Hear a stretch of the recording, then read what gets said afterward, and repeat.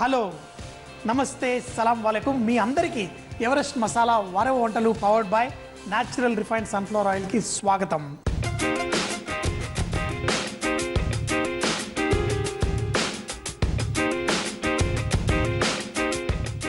కొత్త వంటలు నేర్పించడానికి నేనైతే ఎప్పుడు ఉత్సాహంగా మీ ముందుకు వచ్చేస్తూ ఉంటాను. కానీ మీరు కూడా చేస్తున్నారా? ఈరోజు కొత్త వంటకంలో క్యాబేజీ తోటి కోఫ్తాలు, రకరకాల కూరగాయలతో కూడా మీరు కోఫ్తాలు చేసుకోవచ్చు. క్యాబేజ్ ఏంటి, బెండకాయతో కూడా కోఫ్తా చేసుకోవచ్చు, వంకాయలతో కూడా కోఫ్తా చేసుకోవచ్చు. కానీ వీటిల్లో మేము హోటల్లో ఒక టెక్నిక్ వాడతాం. ఏంటి అంటే దాంట్లో శనగపప్పు ఇలాంటివి వేసి మేము కోఫ్తాలు చేస్తూ ఉంటాం. ఎందుకంటే బైండింగ్ కావాలి కాబట్టి. సో మీకు ఇష్టమైన కూరగాయతో కోఫ్తా ఎలా చేసుకోవాలో ఈరోజు క్యాబేజ్తో చేసి చూపిస్తాను.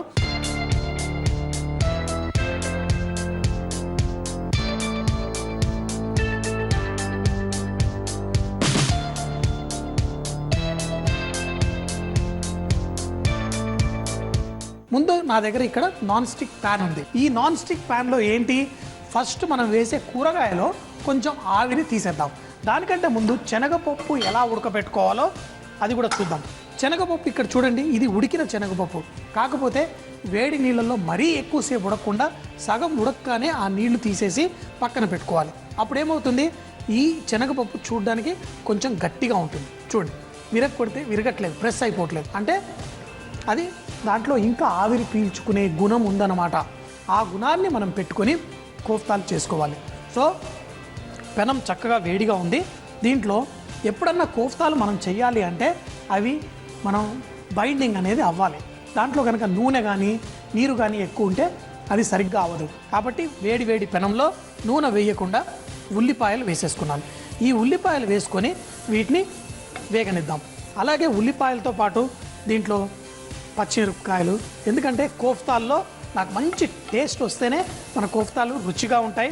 కాబట్టి దీంట్లో మనం కొంచెం పచ్చిమిరపకాయలు, అలాగే కొంచెం పుదీనా ఆకు కూడా వేసాను. ఒక్క చుక్క నూనె కూడా వేయలేదు, అది మాత్రం మీరు గుర్తుపెట్టుకోవాలి. దాంతోపాటు క్యాబేజ్ కోఫ్తాలు కదా, మరి క్యాబేజ్ కూడా సన్నగా తరిగేశాను, ఇలా చాప్ చేశాను.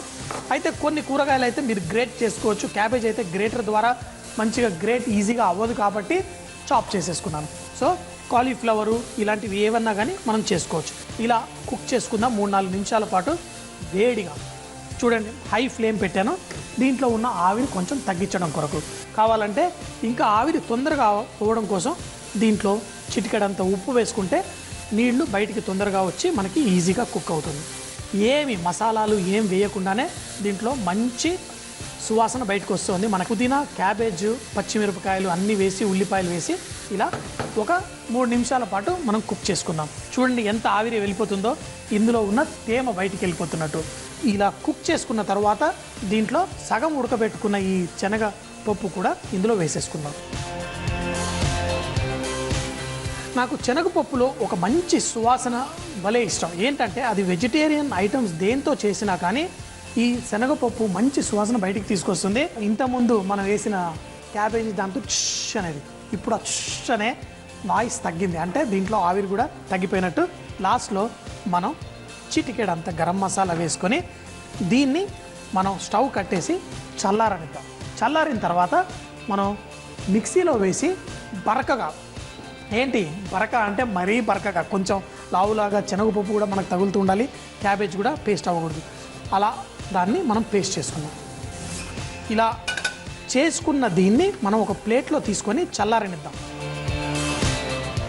మంచి సువాసన, ఈ సువాసన బట్టే నేను చెప్పేయచ్చు మన కోఫ్తాలు కూడా మంచిగా టేస్టీగా ఉంటాయని.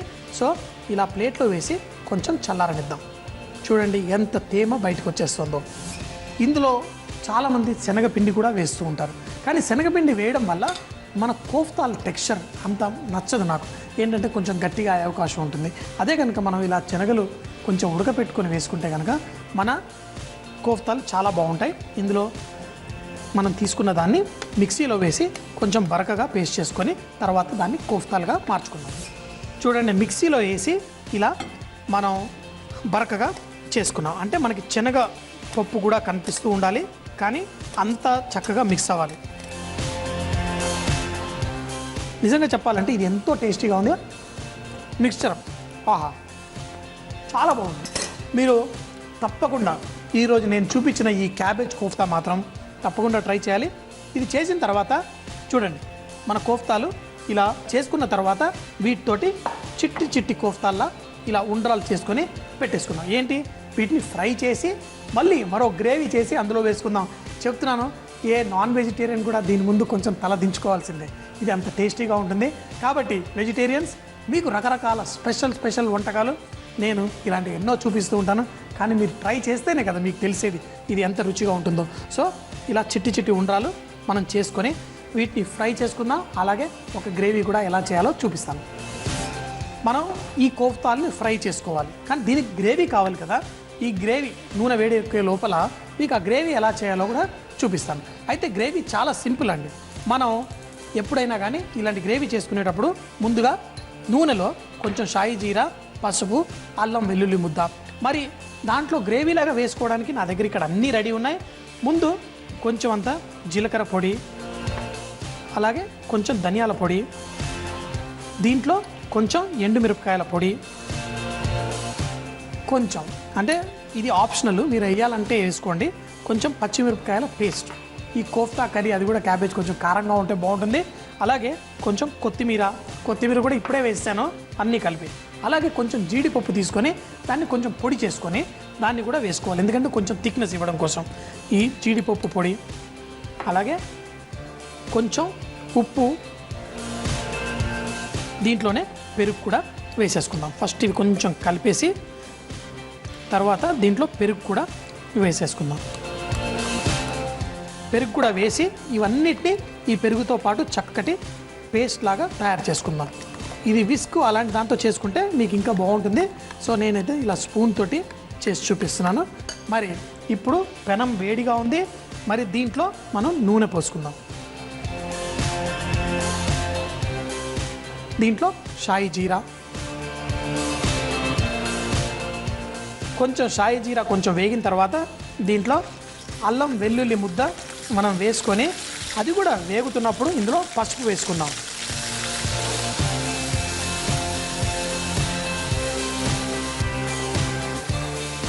అల్లం వెల్లుల్లి పచ్చి వాసన పోయిన తర్వాత మనం ముందుగా పెరుగు మసాలా కలుపుకున్నాం కదా, ఆ మసాలా అంతా ఇందులో వేసుకుందాం. ఈ పెరుగు మనం వేయగానే పెరుగులో నుంచి నీళ్లు బయటకు వస్తాయి. కాకపోతే మనం వేసిన మసాలా పెరుగు వేయగానే దాంట్లో నుంచి నీళ్లు బయటికి రావడం కోసం ఈ పెరుగు పలసగా పాలు విరగడానికి ట్రై చేస్తుంది. కానీ మన మసాలా అందులో జీడిపప్పు పౌడర్ కొంచెం వేసుకున్నాం కదా, అది కొంచెం మనకి థిక్నెస్ యాడ్ చేస్తూ ఉంటుంది. ఇక్కడ మన గ్రేవీ రెడీ అవుతా ఉంది. మరి నూనె వేడెక్కిందో లేదో మనం ఒక కోఫ్తా కనుక ఇందులో వేసుకుంటే తెలుస్తుంది. మరి ఎక్కువగా వేడిగా లేదు. ఏమవుతుంది, మనం ఒకవేళ నూనె మరీ వేడిగా లేకపోతే మనం చాలా కోఫ్తాలు వేస్తామనుకోండి, అన్నీ విరిగిపోతాయి. మరి ఈ కోఫ్తా విరగకుండా ఉండాలి అంటే మనం నూనె మంచిగా వేడిగా ఉండాలి. ఇప్పుడు చూడండి, ఈ నూనె వేడిగా లేకపోవడం వల్ల ఈ చుట్టుపక్కల కొంచెం విరిగిపోయేట్టు అనిపిస్తుంది. అయితే దీనికి సొల్యూషన్ ఏంటి అంటే నూనె వేడిగా ఉండాలి, లేకపోతే ఇలా విరుగుతుంది. చూసారు కదా. ఇంకొకటి ఏం చేయొచ్చు అంటే మనం ఈ రోల్ చేసుకున్న కోఫ్తాల్ని మీరు కొంచెం మైదా పిండి కానీ కార్న్ఫ్లవర్లో కానీ ఇలా దొల్లిస్తే కూడా విరగకుండా బాగుంటుంది. మన ఈ గ్రేవీ కూడా చూడండి అన్నీ కరెక్ట్గా వేయడం వల్ల గ్రేవీ చక్కగా బాయిల్ వచ్చింది. ఇప్పుడు మంట తగ్గించేసి దీనిపైన మూత పెట్టేసుకుందాం. ఇలా మూత పెట్టిన తర్వాత ఒక 7 నిమిషాల పాటు స్లోగా కుక్ చేసుకుంటే గ్రేవీలో ఒక మంచి సువాసన, టేస్ట్, ఆ టెక్స్చరు మీకు పర్ఫెక్ట్గా వస్తుంది. మరి ఇందాక నూనె కొంచెం చల్లగా ఉండడం వల్ల మన కోఫ్తా కొంచెం విరిగే ప్రమాదం ఉంది. ఇంకొకటి ఏం చిట్కా చెప్పాను, దీన్ని కనుక మీరు కొంచెం పిండిలో దొల్లిస్తే కూడా మనకి పర్ఫెక్ట్గా వస్తుంది. కోఫ్తాలు నూనెలో వేసినప్పుడు కొంచెం అవి విరుగుతున్నట్టు అనిపిస్తే కొంచెం మైదా పిండిలో కనుక మనం ఇలా దొల్లిస్తే మనకి పర్ఫెక్ట్గా వస్తాయి. ఇలా పిండిలో దొల్లించిన ఈ కోఫ్తాలని చేత్తోటి మరోసారి ఇలా చక్కగా రౌండ్ చేసుకుంటే మన నూనె పాడవకుండా ఉంటుంది. మంచి వేడి నూనెలో మనం ఇలా కోఫ్తాలు వేసి ఫ్రై చేసుకుందాం. మీరు మరీ ఎక్కువ కోఫ్తాలు నూనెలో వేసినా కానీ నూనె చల్లారిపోతుంది కదా, అప్పుడు కూడా విరిగిపోయే అవకాశం ఉంటుంది. కాబట్టి మంచి వేడి నూనెలో ఇవి వేసి ఫ్రై చేసుకోండి. మరీ ఎక్కువగా వేయకండి, నాకు తెలుసు కాబట్టి నూనె ఎంత వేడి ఉందో నేను వేస్తున్నాను. లేకపోతే 4-5 పీసుల కంటే ఎక్కువ వేసి ఫ్రై చేయమాకండి. మన కోఫ్తాలు ఫ్రై అవుతున్నాయి చక్కగా. మరి ఇక్కడ మన గ్రేవీ కూడా చూసుకుందాం. గ్రేవీ ఉడికి నూనె కూడా పైకి తేలుతుంది. ఇలా పెరుగు వేసి మేము చేసే ఈ గ్రేవీస్ అన్నీ కొంచెం మొగలాయి ఇన్ఫ్లుయెన్స్తో వచ్చినవి. మరి మన కోఫ్తాలు కూడా ఇక్కడ మంచిగా బ్రౌన్ కలర్ వచ్చేసాయి. వీటిని మనం ఫ్రై అయిన వెంటనే ఈ గ్రేవీ కూడా స్టవ్ కట్టేశాను. ఇప్పుడు ఇందులో మనం ఈ కోఫ్తాలు వేసేసుకుందాం. కొంచెం ఎక్కువగా ఫ్రై అయినా పెద్ద నష్టం లేదు. కోఫ్తాల్ని ఈ గ్రేవీలో వేసి మనం సర్వ్ చేసుకుంటే చాలా బాగుంటాయి. చెప్తున్నాను మరొకసారి, ఈ కీమా మొట్టీలు వాటికంటే మంచి టేస్ట్ కలిగిన ఈ కోఫ్తాలు మీరు ట్రై చేయండి. ఎంతో రుచిగా ఉంటాయి. పిల్లలేంటి పెద్దలేంటి, ఆహా నిజంగా క్యాబేజ్ వేస్తే ఇంత రుచి వచ్చిందా, మనం ఒట్టి ఈ కోఫ్తాలు ఇంత టేస్టీగా వెజిటేరియన్ ఉంటాయా అనాల్సిందే.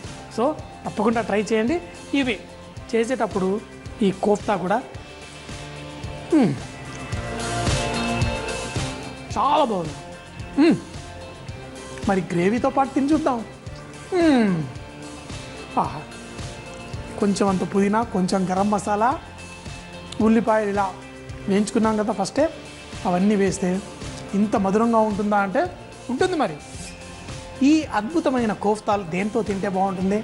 సాధారణమైన ఒట్టి వైట్ రైస్ కంటే మంచి బిర్యానీ, పులావులతో పాటు తింటే చాలా బాగుంటుంది. అలాగే రొట్టెలు, నాన్ కానీ, రుమాలి రొట్టె కానీ, ఒట్టి పుల్కా చపాతీలతో తింటే కూడా చాలా బాగుంటుంది. అంటే ఒట్టి అన్నం అంటే సాధారణమైన అన్నంతో కూడా చాలా రుచిగా ఉంటుంది. కానీ వెరైటీగా స్పెషల్గా ఎవరైనా గెస్ట్లు వచ్చినప్పుడు స్పెషల్ డిష్ అని చేసి సర్వ్ చేయండి. ఈ కోఫ్తాల గ్రేవీ కూడా చూడండి, మనం చక్కగా చిక్కగా భలేగా గ్రేవీ రెడీ అయిపోయింది. సరే, ఒక్క కోఫ్తా వేస్తే ఏం బాగుంటుంది? సో మరి చపాతీ కూడా వేడివేడిగా, కోఫ్తాలు కూడా వేడివేడిగా, గ్రేవీ కూడా వేడివేడిగా. అదృష్టం అండి, అదృష్టం.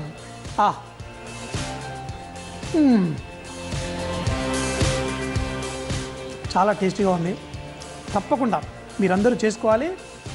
మీ ఇంట్లో వాళ్ళు ఏమనాలి? సూపర్ వారేవా అనాల్సిందే.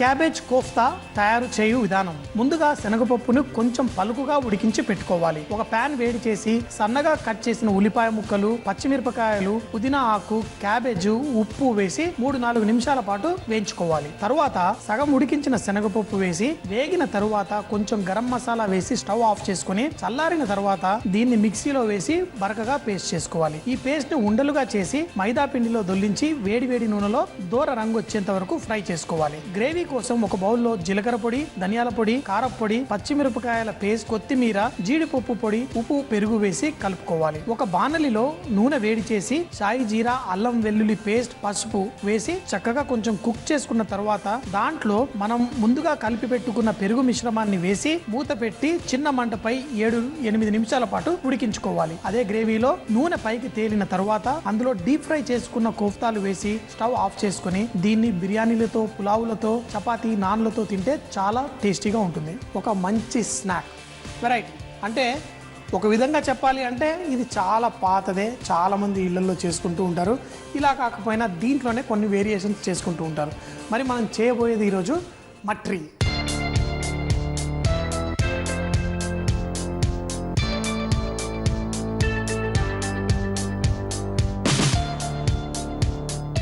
ఈ మట్రీ అంటే ఏంటంటే ఒక స్నాక్. మనం చెక్కలు ఇలా చేసుకుంటాం, అలా కాకపోతే దీంట్లో మనం కొంచెం అంత శనగపిండి, మైదా పిండి కలిపి చేసుకుందాం. మరి ముందుగా ఇక్కడ మైదా పిండి, 1 కప్పు మైదా పిండి తీసుకుంటే 1/2 కప్పు కంటే తక్కువ శనగపిండి అందులో కలుపుకుందాం. కలిపిన తర్వాత మరి దీంట్లో చిటికెడంత ఉప్పు వేసుకుందాం.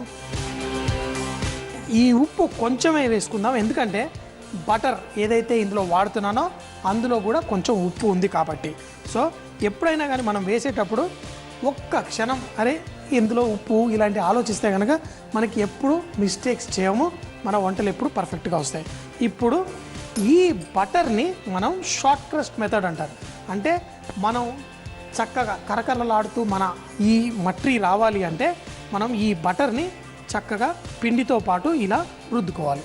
అయితే ఏమవుతుంది, ఈ వెన్న ఏదైతే ఉందో ఈ పిండికి అంటే పిండి చాలా ఫైన్గా ఉంటుంది కదా, చాలా పొడిగా ఉంటుంది కదా, ప్రతి పిండికి ఇలా కోటింగ్ వచ్చి తర్వాత మనం దీన్ని పూరి ముద్దలా చేసుకొని తర్వాత మనం ఫ్రై చేసుకున్న మన ఈ మట్రి చక్కగా కరకరలాడుతూ ఏంటి ఇలా నోట్లో పెట్టుకోగానే కరిగిపోవాలి, కానీ ఒక బిస్కెట్లా కరకరలాడాలి అంటే ఇలా చేసుకోవాలి.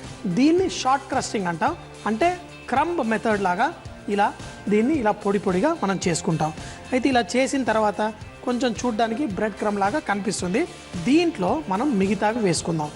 మనం కొంచెం మిరియాలు, అయితే మిరియాలు ఎక్కువగా కాకుండా కొంచెం పొడిగా వేసుకుంటే బాగుంటుంది.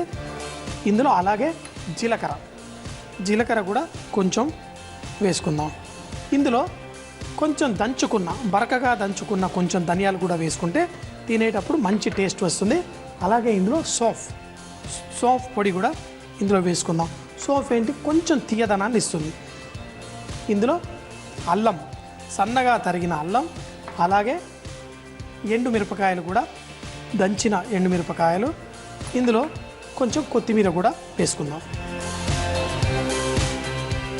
మరి ఇందులో కొంచెం అంత కసూరి మేతి పౌడర్ కూడా వేసుకుంటే చాలా బాగుంటుంది.